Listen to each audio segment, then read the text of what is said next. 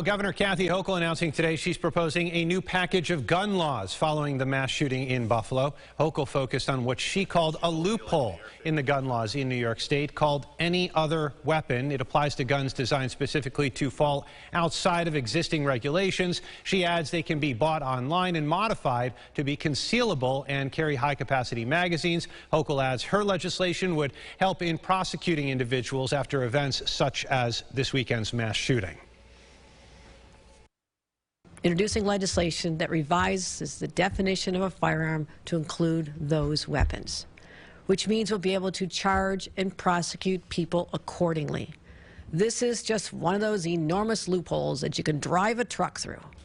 Hochul also announcing a bill that would require all semi-automatic firearms to be micro-stamped, allowing casings of fired rounds to be easily traced to the weapon that fired them. And Congressman Joe Morelle also took steps today to stop domestic terrorism. On the House floor, he introduced a new bill, H.R. 350, to authorize federal agencies to work with local law enforcement across the United States to analyze and monitor terrorist activity. It's another response to the deadly mass shooting in Buffalo that claimed 10 black lives at the hands of a white gunman. Christian Garzone joins us now with more. Well, Teresa, Congressman Morelle says domestic terrorism is the most significant threat to our nation now in generations. He says events like the slaughter we saw in Buffalo have become all too common, and it's time now to pass real reform. In short, he wants the federal government to step in and help save lives. He wants to make sure law enforcement here and across the U.S. has the resources they need to coordinate and combat these threats.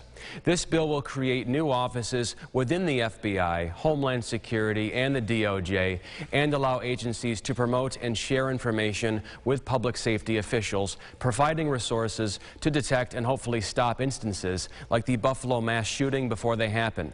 Now, congressional candidate LaRon Singletary says what we've not done in a long time is enforce laws that we already have, adding the recent trend has been to defund the police, leaving them hanging. Morelle says this bill aims to give law enforcement what they need. Mr. Speaker, these are simple, common-sense actions that will help protect our communities. They should be non-controversial. In fact, nearly identical legislation passed by voice vote last Congress. But so far this year, it appears something has changed.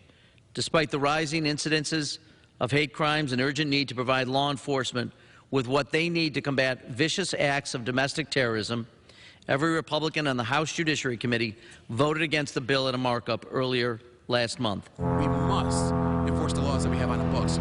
We don't need more knee-jerk reactions to an evil type of person that occurred in Buffalo.